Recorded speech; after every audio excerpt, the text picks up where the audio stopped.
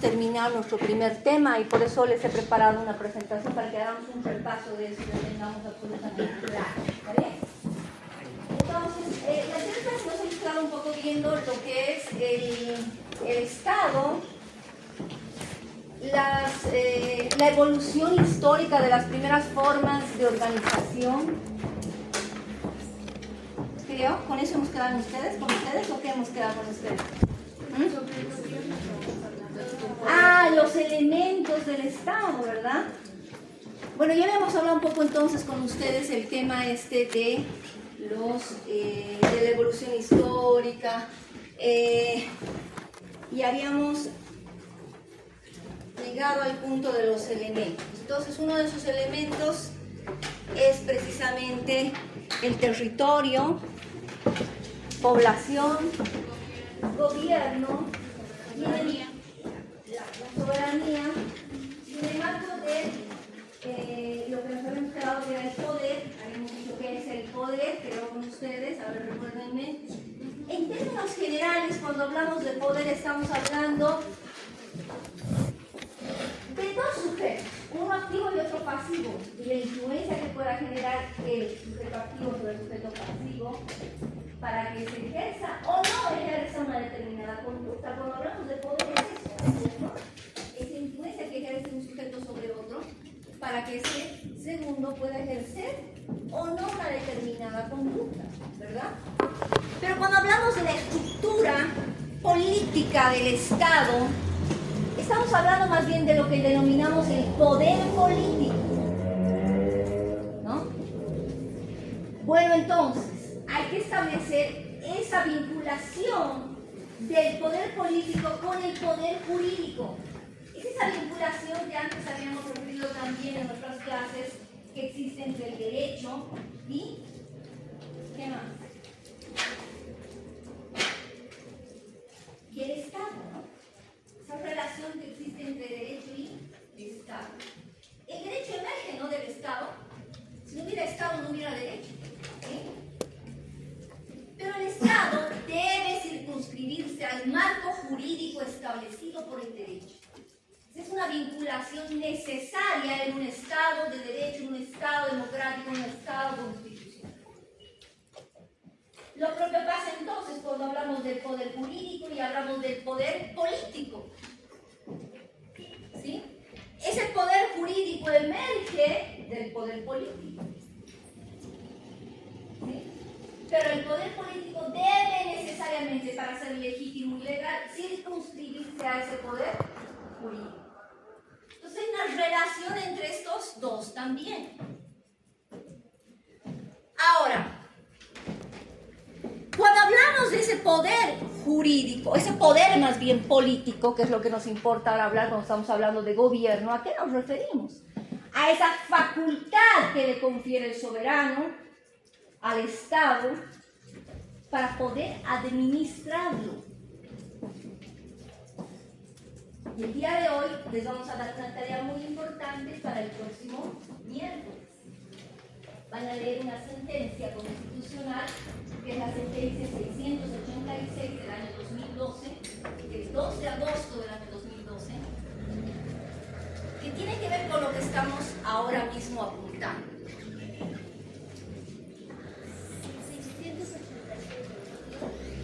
Sí, 686.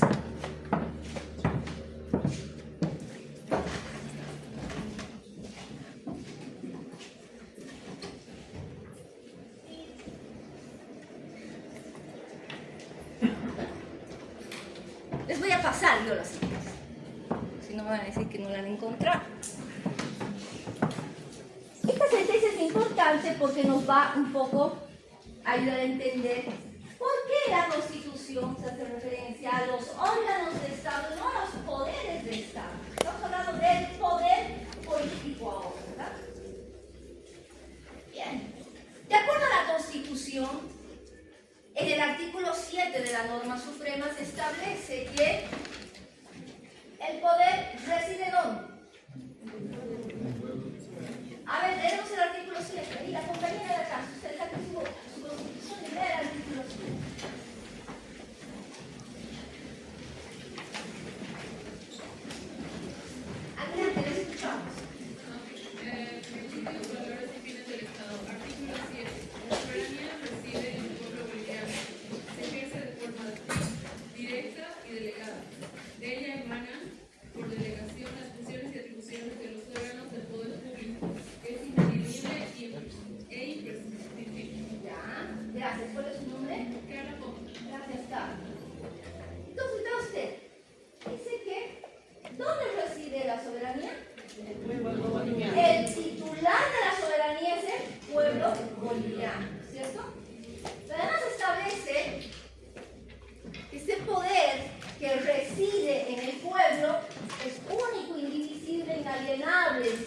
innegable, ¿verdad?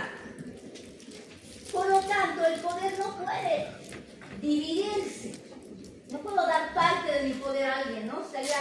Ya no estaríamos hablando de un poder absoluto que reside en el único titular, que es el soberano. El soberano no puede dar parte de su poder a nadie, porque dejaría de ser el soberano. Por eso es que el poder es indivisible. ¿Choca con ese principio de la división de poderes? ¿Sí o no? ¿Chocaría con esa lógica de la división del poder? Pareciera que sí. En el fondo estamos hablando de la división del poder cuando estamos hablando de este poder político. Entre comillas, ¿no? Entre comillas poder político, porque ya sabemos que en función al artículo 7 de la Constitución, el poder es único e indivisible. ¿Y reside ¿dónde? En el pueblo. Entonces, ¿qué hace el soberano? Como único titular de la soberanía, delega facultades y competencias. Ya no puede delegar a los poderes de Estado, porque el poder es único e indivisible y reside en el soberano. ¿A quién va a delegar? A los órganos de Estado. ¿Cuáles son los órganos de Estado? El Ejecutivo, el órgano judicial. ¿A qué? ¿A qué? El órgano electoral. ¿Sí? ¿Sí? Entonces, ese poder político al que estamos haciendo referencia, ¿cuál es su función principal? La administración del Estado, por mandato de soberano. Ya no podemos hablar entonces de poderes de Estado, ¿no? Sino de órganos de Estado. Quiero que lean esa sentencia para el día miércoles. Este miércoles pasamos clases, ¿no? Vamos a tener un control de lectura sobre esa sentencia. Y ustedes me van a explicar un poco de dónde nace esa lógica de órganos de Estado y no poderes de Estado. Les estamos diciendo ahí, ¿no? El poder es único, indivisible, no se puede delegar, no se puede dividir. ¿Y dónde reside? En el soberano. ¿Qué hace entonces el soberano? El soberano delega competencias y atribuciones a los órganos de Estado para que cumplan funciones. ¿Sí? Entonces entendemos el carácter de la soberanía, la autodeterminación, la posibilidad o la facultad de poder gobernarse a sí mismo. ¿Quién tiene? Únicamente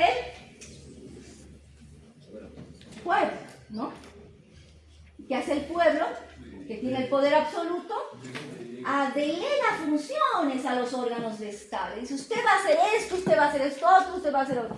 Y esos son los órganos que van a administrar el Estado por mandato del soberano.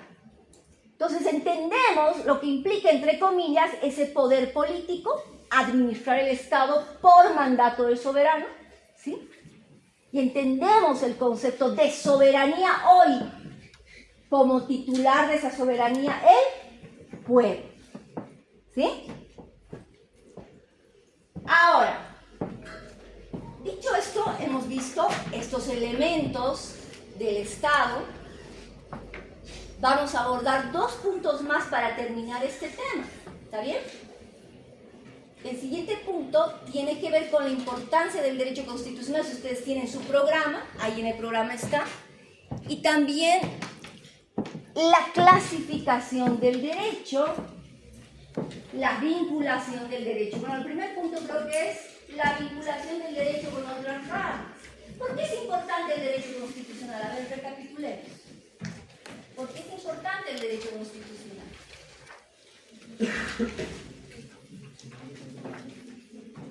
¿Ah?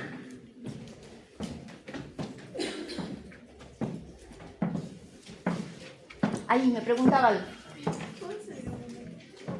¿Qué piensa que esperen? Salga.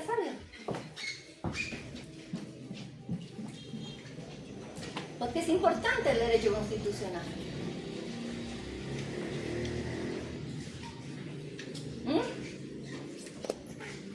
¿Por qué? A ver, ahí atrás, el compañero de atrás.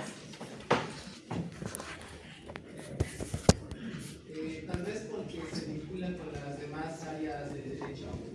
Ya. Porque se vincula a las demás áreas del derecho. ¿Por qué más? Ahí nuestra compañera de Guindo.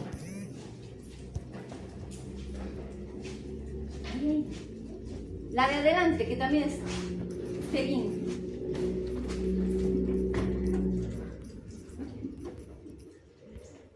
¿Cuál es su nombre? Alejandra, ¿su apellido? Tarqui. ¿Y ahí el compañero? ¿Su nombre? Alan. A ver, ¿quién nos está ayudando con anotar? Ya se acabó. Anótelo a Alan Chokin. A ver, escucharemos a Alejandra. Adelante.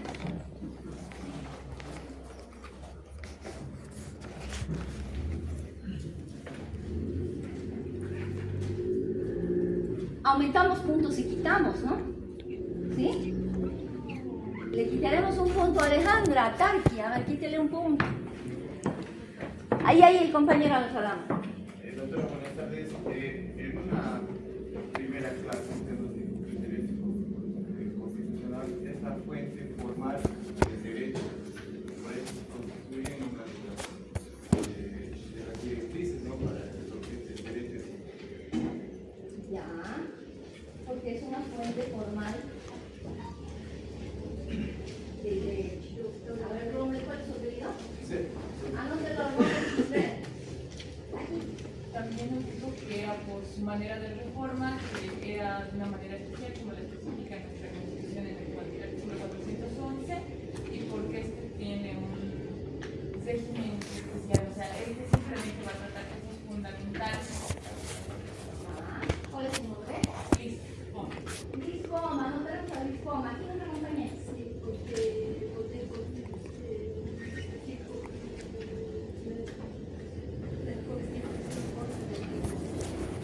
la Constitución goza de primacía. ¿Sí?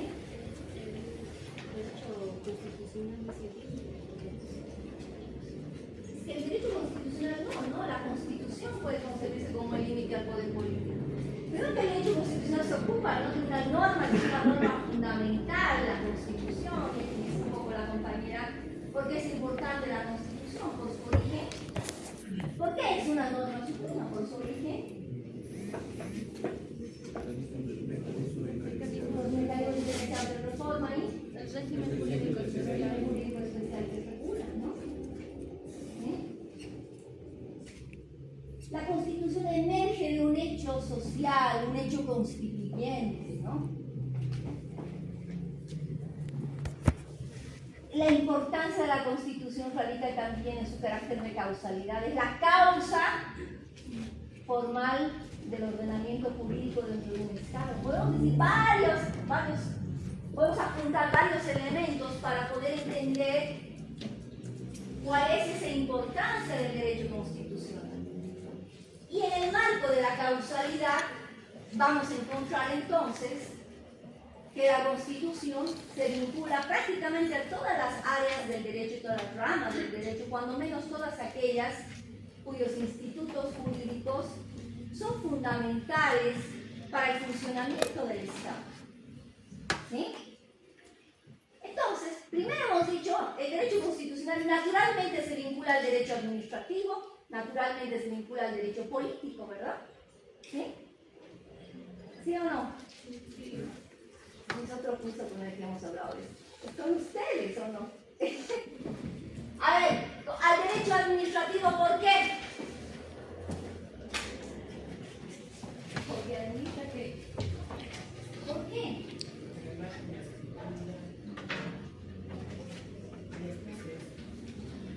¿Cuáles serán? Porque administran los recursos de un país. Tiene que ver con el derecho administrativo. Porque el derecho administrativo es el que da ruego a todas las disposiciones que se dan de los órganos, es el que hace funcionar a todo el Estado en general. Ya. ¿De qué partes consta la Constitución? una parte dogmática, una orgánica y lo que llamamos la Constitución económica. ¿Dónde se regula la estructura institucional del Estado? En la Constitución. ¿Y qué regula, o a qué se dedica el derecho administrativo? ¿A regular qué? ¿O ese conjunto de normas que regulan qué? Regula el comportamiento del sujeto. Regula El comportamiento del sujeto que participa. de cuál sujeto, ¿qué es lo que regula? Regula el actuar a la conducta de quienes son parte de esa institucionalidad, de la función pública, ¿no? De las relaciones que existen entre ellos y de la relación del Estado con el individuo. ¿Por qué se vincula con el derecho político? Porque en la Constitución, ¿qué se define? El conjunto de normas. ¿Pero de qué normas? Normas supremas. Pero el derecho político, ¿por qué con el derecho político? Porque en la Constitución se definen las formas de acceder y de manejar el poder. Porque el derecho político, ¿de qué se ocupa pues el derecho político? ¿No? Es un conjunto de normas que regulan ¿qué? El ejercicio del poder político, las relaciones de poder. ¿Dónde están definidas esas relaciones de poder, el ejercicio del poder político? Para poder ser una autoridad, ¿qué necesito? Cumplir lo que establece la Constitución. Y la Constitución define cuáles son las condiciones para ejercer el poder político. Te dice cuáles son los requisitos para mantenerte en el ejercicio del poder político. Incluso cuáles pueden ser las causales para que el mismo soberano revoque tu mandato. Entonces sí, pues hay una relación natural del derecho constitucional con derecho político, pero vean ustedes que no solamente con estas dos ramas, se vincula también al derecho público, es parte del derecho público. El derecho público es mucho más amplio, ¿verdad? El derecho constitucional es parte del derecho público. Se vincula con el derecho internacional. Si solo revisamos, por ejemplo, el artículo 410 de la Constitución referente al bloque de constitucionalidad, estamos hablando de tratados y convenios internacionales. Se vincula al derecho internacional a través del bloque de constitucionalidad en el caso de la Constitución boliviana. Se vincula con el derecho público, se vincula con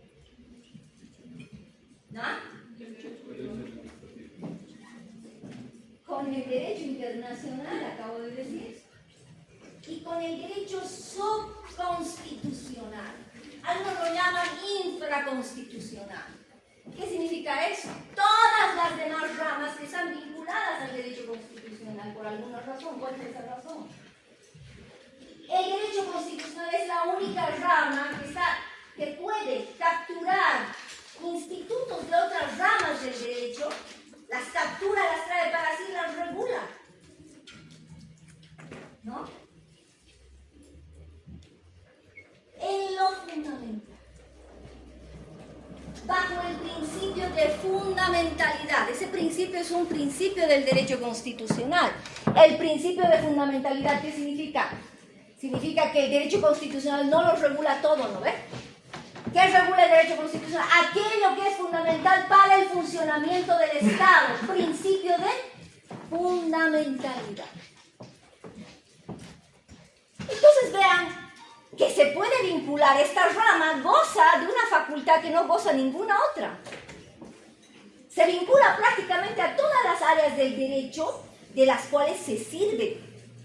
Identifica institutos que son importantes para el funcionamiento del Estado, los trae para sí, los regula en lo fundamental. Hemos visto con ustedes, ¿verdad? En materia laboral, por ejemplo, importa al Estado proteger los derechos de los trabajadores. Entonces en la Constitución se establece la imprescriptibilidad de los derechos laborales. ¿Qué hace el derecho constitucional? Identifica esos institutos que son importantes para el funcionamiento del Estado, los trae para sí, los captura y los regula en lo fundamental. ¿Cierto? Establece que en materia penal y en general las normas como una garantía constitucional no pueden ser aplicadas con carácter retroactivo, ¿no ves? Instaura como una garantía constitucional la irretroactividad de la ley. Está identificando institutos del derecho de diferentes áreas subconstitucionales, de áreas infraconstitucionales. Las trae para sí, las captura y las regula en lo esencial.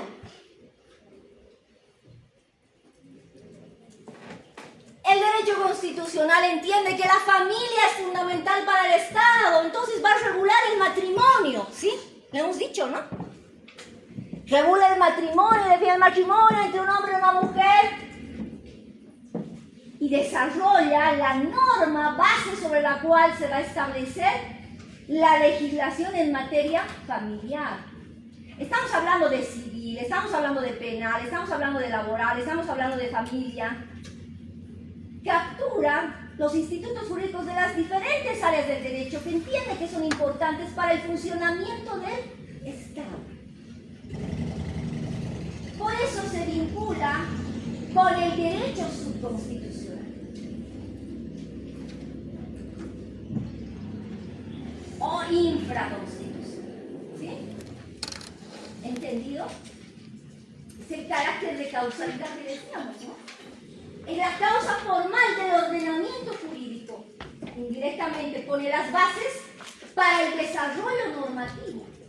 El legislador puede hacer desarrollo constitucional en base a esos lineamientos que están plasmados en la Constitución. Ahora, eso en cuanto a la importancia y a la vinculación del derecho constitucional con las demás ramas. El último punto que vamos a tocar en este tema es la clasificación del derecho. ¿En qué se clasifica el derecho? Hay varias clasificaciones. Vamos a tomar la siguiente clasificación. El derecho constitucional se clasifica en derecho constitucional general, derecho constitucional particular, derecho constitucional comparado y derecho constitucional internacional. Derecho constitucional general. ¿De qué se ocupa el derecho constitucional general? Desarrolla la teoría constitucional, los sistemas y las corrientes del derecho constitucional. La teoría del constitucionalismo parte de elementos abstractos para poder establecer conceptos mucho más específicos. Por ejemplo, el derecho constitucional general, ¿qué estudiará? Estudia, por ejemplo, el constitucionalismo liberal, el neoconstitucionalismo, el constitucionalismo social. Eso es lo que estudia el derecho constitucional general, la teoría constitucional. En cambio, el derecho constitucional particular se ocupa del derecho constitucional particular en cada estado, su historia, su desarrollo, su funcionamiento, sus efectos. Eso se ocupa el derecho constitucional particular. Por ejemplo, ¿cuál sería un ejemplo de derecho constitucional particular? El derecho constitucional boliviano. En la década de los 90, podemos decir, ¿no? Entonces, derecho constitucional particular. Derecho constitucional comparado. ¿Qué estudia el derecho comparado? El derecho comparado, ¿qué hace? Hace un estudio sobre instituciones, sobre sistemas diferentes, diversos. ¿Para qué? Para identificar similitudes, diferencias, ventajas, desventajas, y la finalidad en realidad del derecho comparado es unificar conceptos, identificar aspectos que sean positivos en una determinada rama. El derecho constitucional comparado precisamente estudia eso, ¿no? Instituciones, sistemas, corrientes diferentes del derecho constitucional con el fin de identificar ¿qué? Similitudes, ventajas, desventajas, diferencias. ¿A fin de qué? De unificar conceptos, definiciones, destacar aspectos positivos, negativos. Para eso es el derecho constitucional comparado. Por ejemplo, si quiero hacer estudio de derecho constitucional comparado, puedo estudiar el presidencialismo latinoamericano en relación al parlamentarismo europeo.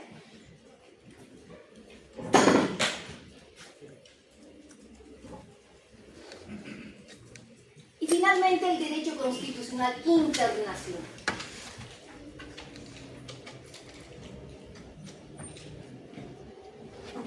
A ver, acabamos de decir un poco eso, ¿no? ¿De qué se ocupará el derecho constitucional internacional? De los tratados. Tratados y convenios. Después de la Primera Guerra Mundial, se suscribe un tratado muy importante. A ver, ahí las últimas compañeras que están sonrientes, la compañera de al lado, a ver, dígame cuál es ese tratado internacional que se pacta después de la Primera Guerra Mundial. Ahí, usted, ¿cuál es su nombre? ¿Cuál es su nombre, señorita? Si es oyente, igual participe en mi clase, si no, chao. ¿Cuál es su nombre? Reitéranos su nombre, señorita. ¿Tratado? Derechos humanos. ¿Pero qué tratado? ¿El Tratado de Versalles? El Tratado de Versalles. ¿Sí? De 1919. Y a partir del Tratado de Versalles, ¿qué es lo que se pretendía hacer en la historia del mundo después de la Primera Guerra Mundial? Intentar lograr un ambiente de armonía y paz mundial, ¿no? Restituir esa armonía y paz mundial. Bueno, a partir de ahí se generan lo que es la Organización de las Naciones Unidas y diferentes tratados en el marco regional. Tratados internacionales, particularmente en materia de derechos humanos. ¿Cuál es la importancia de estos tratados internacionales en materia de derechos humanos? Que las constituciones han venido asimilando esas normas internacionales y las han constitucionalizado.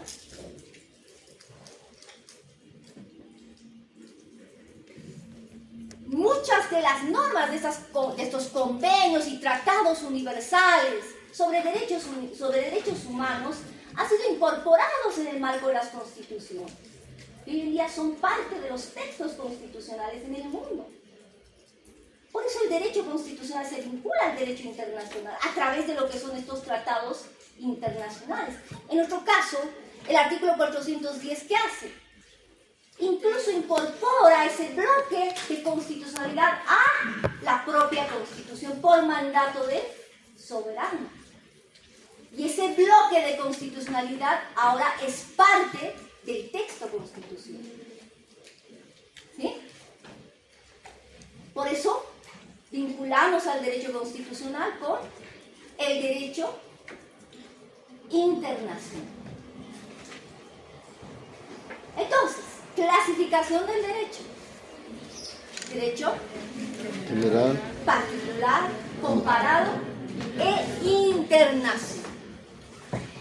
¿Qué es lo que hemos visto alrededor de estas clases que hemos tenido? Nuestro primer tema, derecho constitucional. Hemos empezado con una introducción, ¿sí? Esa introducción es fundamental para entender la supremacía constitucional, la jerarquía normativa, la importancia de la Constitución y las causas formales por las cuales la Constitución se entiende como una norma suprema. ¿Sí? ¿Cuáles son esas causas formales? mecanismos de reforma diferenciados y el régimen jurídico especial que regula. ¿Se ve? ¿Sí? La Constitución dice, ¿por qué es importante el derecho constitucional? 3 razones, ¿no? Origen, mecanismos de reforma y régimen jurídico especial que regula. ¿Sí? Ya. ¿Eso hemos visto en la introducción, sí o no?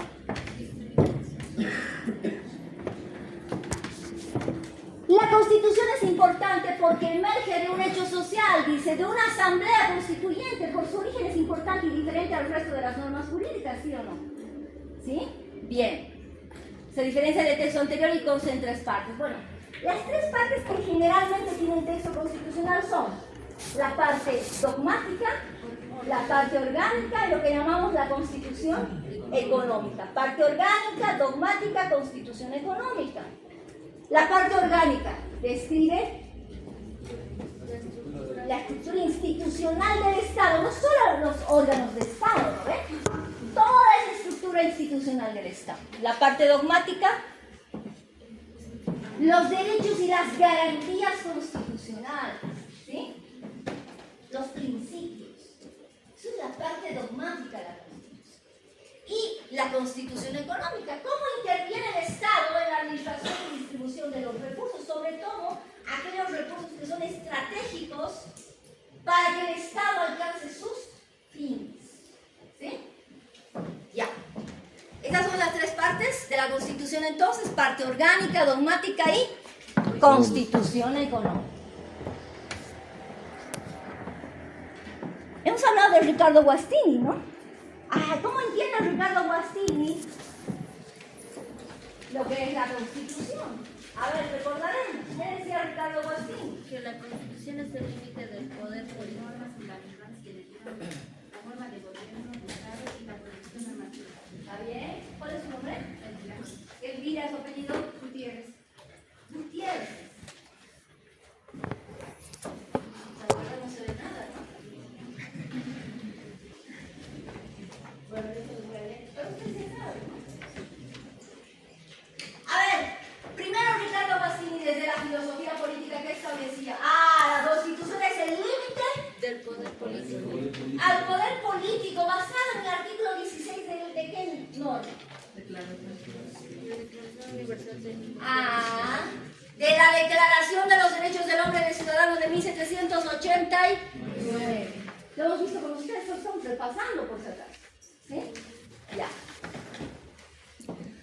Entonces aquí Guastini nos dice, la Constitución es el límite al poder político.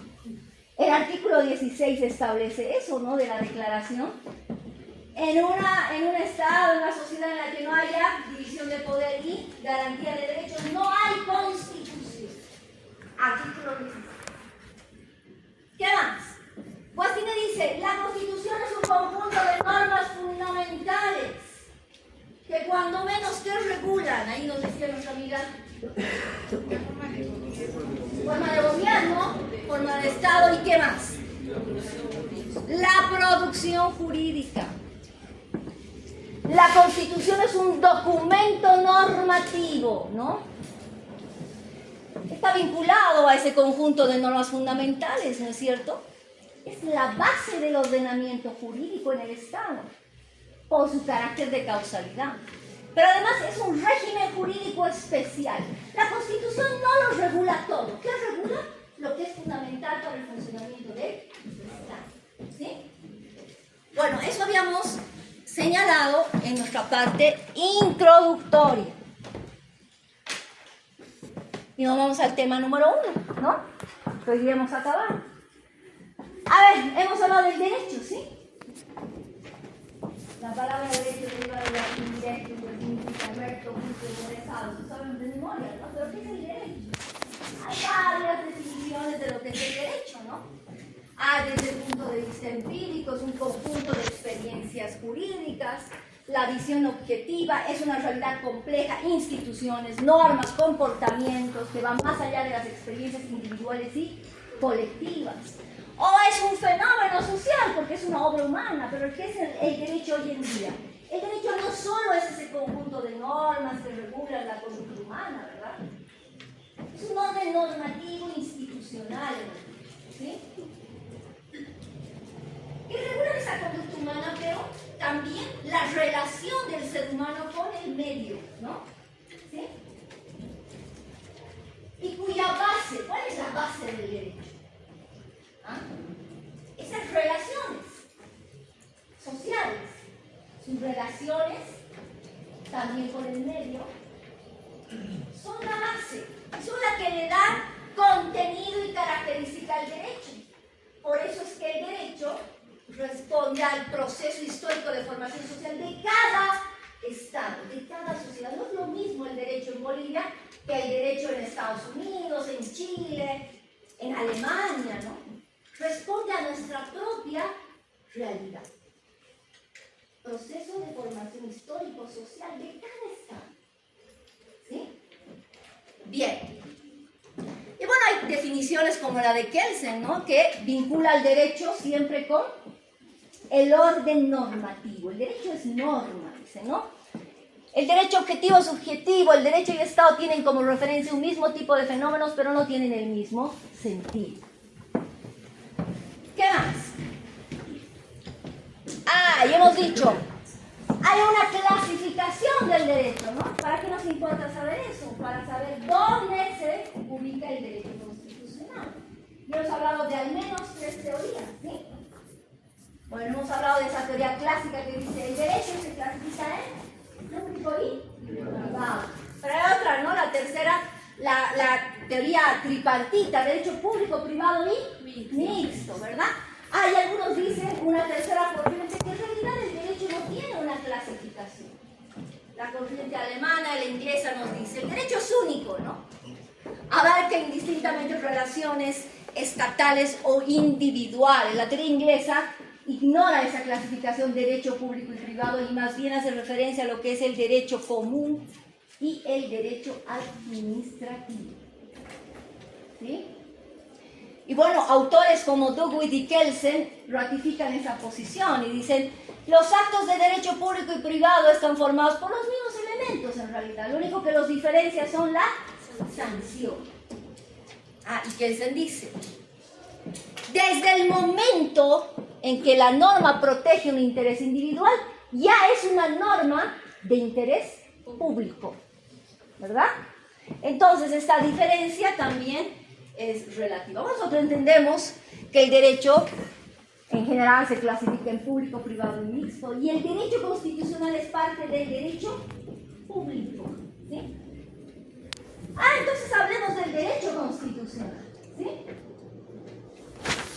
Y para eso hemos establecido que el derecho constitucional a partir del siglo XVIII existe una necesidad en el mundo. Una necesidad de establecer un documento, que lo llamamos ahora Constitución, que tenga características formales y de contenido, ¿no? ¿Cuáles son estas características formales?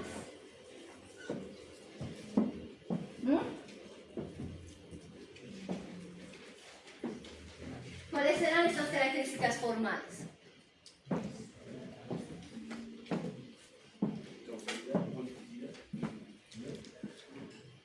Que sea un documento escrito, ¿no?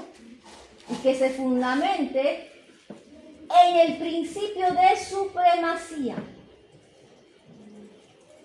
y las condiciones de contenido que al menos regule la estructura orgánica del Estado. ¿Sí? ¿Cuál es esa estructura orgánica del Estado? Compañeros.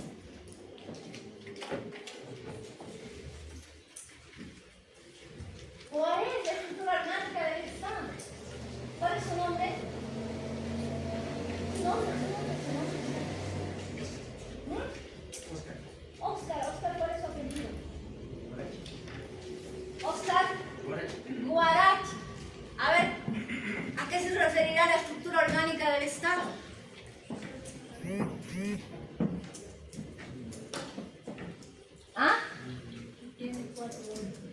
pero hace rato hemos dicho, ¿no ves?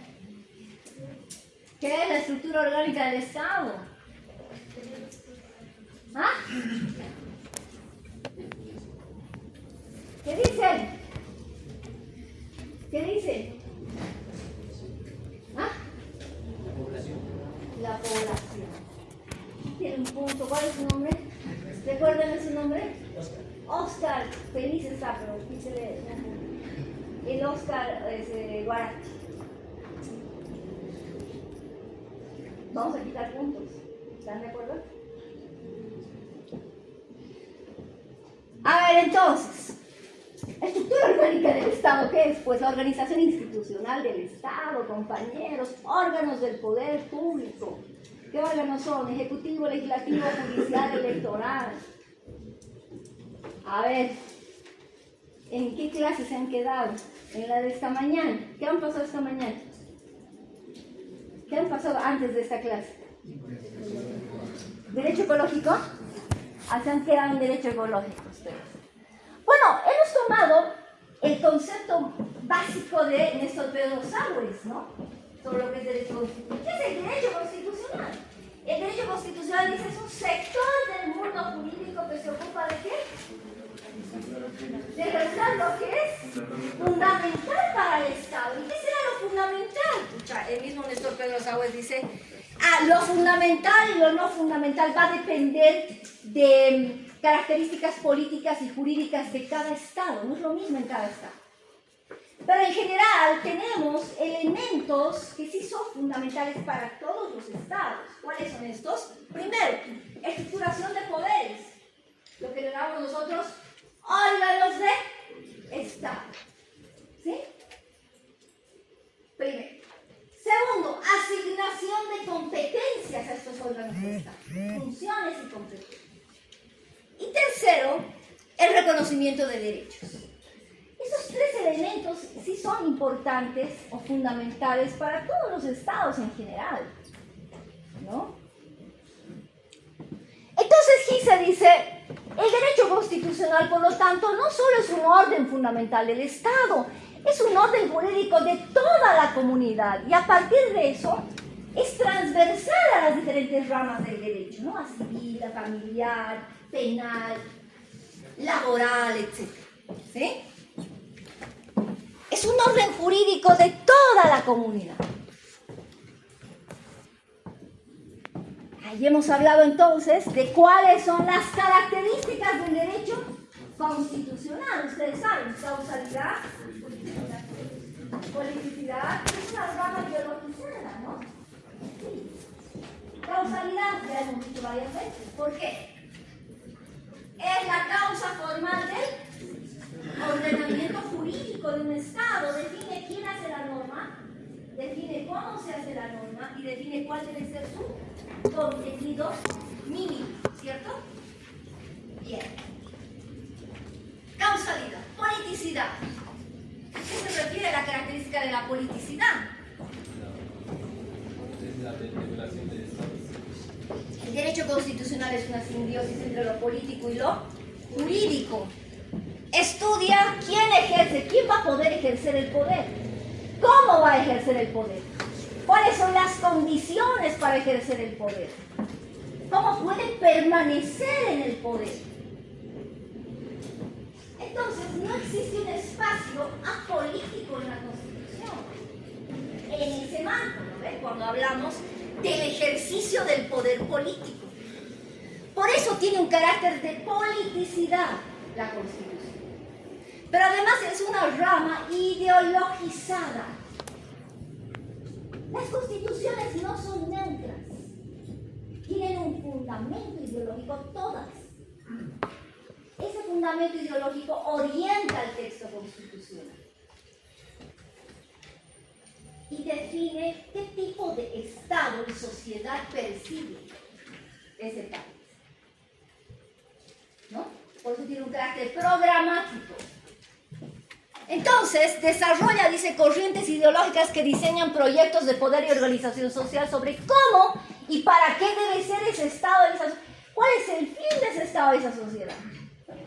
Y eso únicamente se desarrolla identificando cuál es el marco ideológico de esa Constitución. Nosotros decíamos, la Constitución boliviana tiene varias características cuando hablamos de su marco ideológico, pero una de las importantes es que plantea un Estado social, democrático, de derecho, constitucional, dice la Constitución. Es un Estado social. ¿Cuál es la característica de un Estado social? Si vemos la perspectiva ideológica, ese Estado social obliga al Estado, al gobierno, a quienes ejercen poder político, ¿a qué? A que generen políticas públicas para garantizar derechos, sobre todo sociales y colectivos. ¿Busca qué? ¿Alcanzar qué? La justicia social para todos. Y para eso se convierte, para lograr eso, se debe convertir en un Estado benefactor, proteccionista, ¿sí? Prestacional. Esta es una de las bases importantes ideológicas de esta Constitución, ¿sí? Todas las constituciones tienen una base ideológica. Vamos a hablar del Estado, ¿verdad? Ese origen histórico, desde las hordas hasta lo que llamamos Estado, gen, clan, tribus, nación, Estado. Las primeras formas de organización humana, donde los liderazgos eran meramente circunstanciales, decíamos, ¿no? Con el gen, con el clan. Esas organizaciones responden, los líderes o los liderazgos responden a orígenes familiares, son de orden familiar y aparecen pues los liderazgos de las mujeres en los matriarcados, los liderazgos de los hombres en los patriarcados. Responde a un orden familiar. En cambio en las tribus, ya esos liderazgos responden a aspectos específicos, cualidades, competencias, características de los líderes del grupo, ¿no? Y luego hemos hablado del Estado. ¿Qué es el Estado? ¿Qué es el Estado?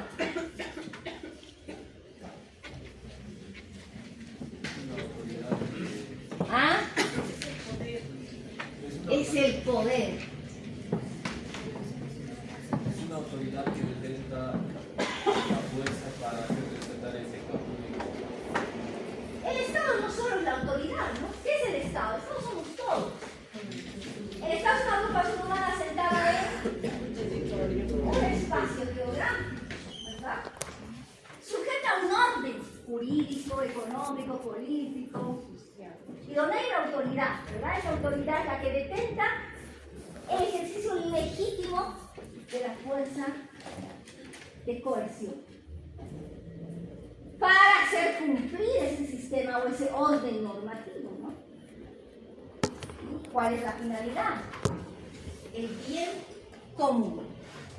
Entonces ahí encontramos en esa definición básicamente cuáles son los elementos del Estado: territorio, población, poder, y hemos hablado hace unos minutos de lo que es la soberanía, ¿cierto? Territorio, un espacio físico en el cual se asienta la población. Delimita la soberanía del Estado, ¿cierto? Pero además, ¿por qué es importante el territorio? ¿Por qué es importante el territorio? ¿Por qué? Porque es la fuente de recursos que le permite al Estado alcanzar sus fines. Más en un Estado social, ¿no? Tiene que ser benefactor, prestacional. ¿Cómo alcanza sus fines si no es a través de los recursos? Es importante eso. La población, conjunto de personas nacionales extranjeras que están asentadas en un territorio, ¿verdad? A la diferencia de lo que es el pueblo.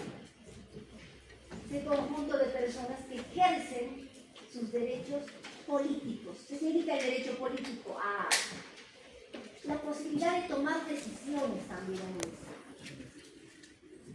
De poder ser elegido, de elegir y de tomar decisiones, ¿no? Usted va a ir a votar la próxima semana por sus... Va a tomar una decisión. Va a elegir a sus autoridades. Eso lo puede hacer todo el mundo, todos los habitantes del Estado boliviano. No, solo aquellos que forman parte del pueblo, el soberano, quienes hemos adquirido la condición de ciudadanía. Ejercemos derechos políticos y tenemos poder de decisión a través de la democracia participativa o lo que se llama la democracia directa. Ahí está entonces la diferencia entre población y pueblo. Y finalmente está el poder o gobierno.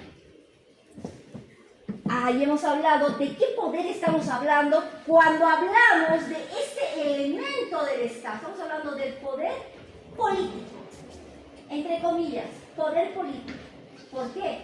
Porque el poder único, indivisible, indelegable, reside en el soberano. Y el soberano delega ¿qué?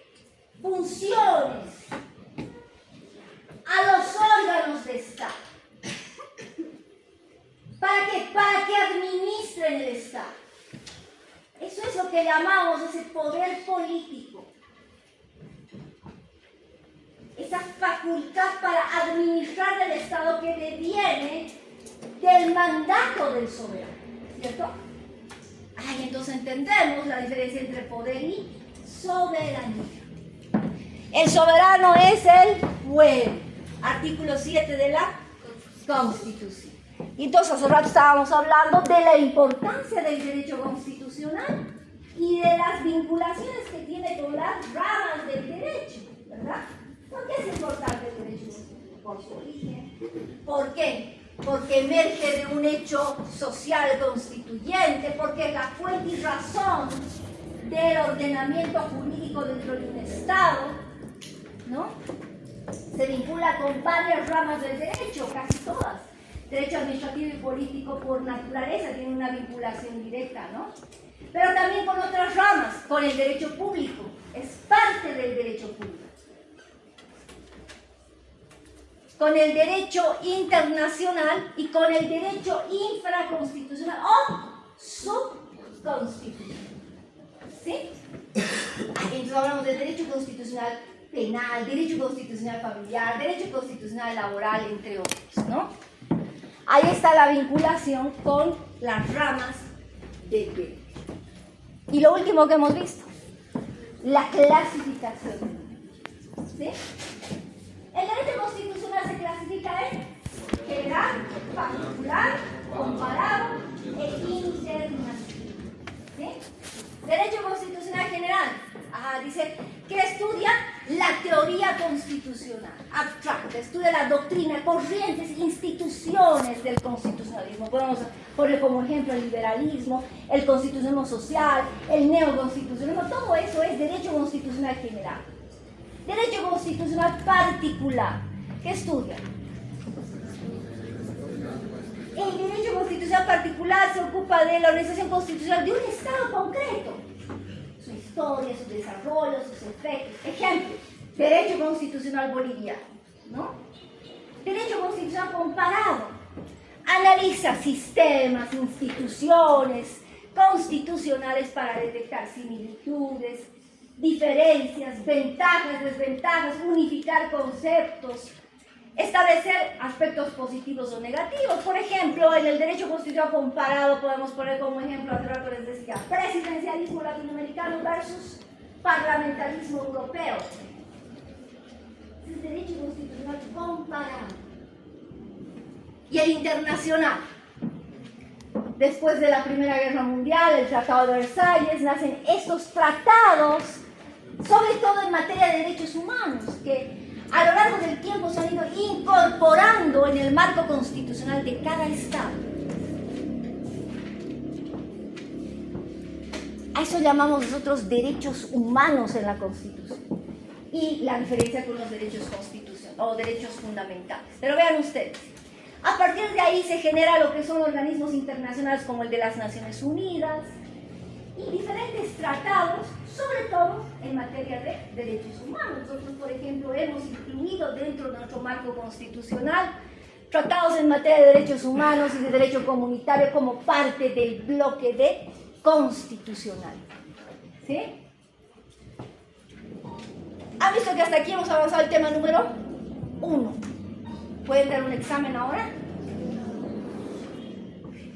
¿Por qué no? Si acabamos de repasar todo.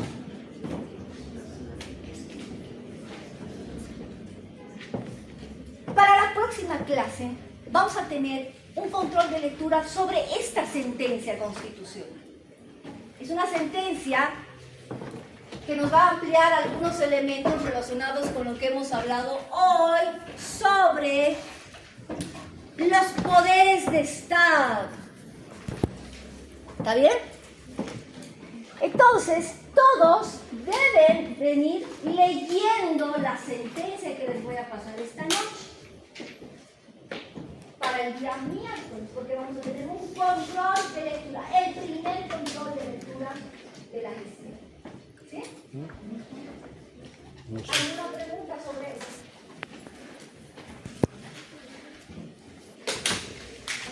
¿Qué necesitan hacer?